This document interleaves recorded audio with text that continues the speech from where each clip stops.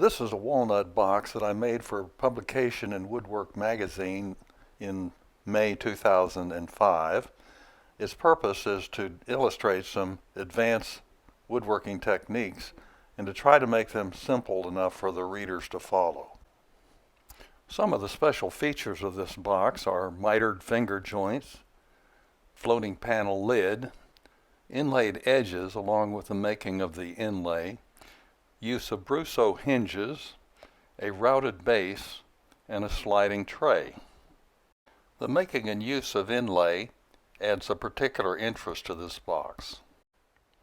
I start by resawing 5/4 walnut stock and then planing it to 1/2 inch thick. To make the inlay, I take thin layers of contrasting wood and glue them up into a sandwich.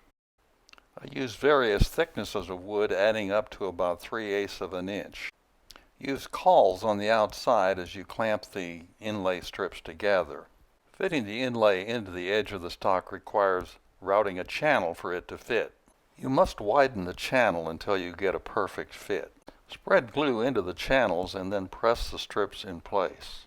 For this technique to work, the strips must be slightly thicker than the depth of the groove. After removing from the clamps, surface the inlay down so it's flush with the surrounding walnut. Use a cross-cut sled to cut the inlaid sides and front and back to length. To form the finger joints, I use a finger joint sled and a dado blade with a 1/4 inch cut. To form the miter at the top, you must stop at just the right time. To begin cutting finger joints in the adjacent piece, first flip the first piece over with the opposite face against the jig and straddling the pin, then put the second piece against it and begin cutting. The mitered finger joint technique is essential to this box as it allows the inlay to meet at the corners.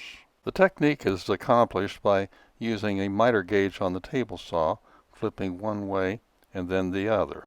I use a router table to form a tongue around the floating panel. I then use the router table to form the grooves for the floating panel to fit, and then cut the groove for the tray support. After sanding all the inside surfaces, you can begin assembly. Have all the necessary clamps set up in advance and ready to go to work. I used a sanding blade on the table saw to put a slight angle on the top, and then cut the lid from the body of the box. To prepare for the tray to fit, cut a thin strip of walnut to fit in the groove cut in an earlier step. I use the table saw sled to cut the parts for the interior tray, and then use the table saw to cut the groove for the bottom to fit. I use the router table in routing between stops to cut grooves for dividers to fit.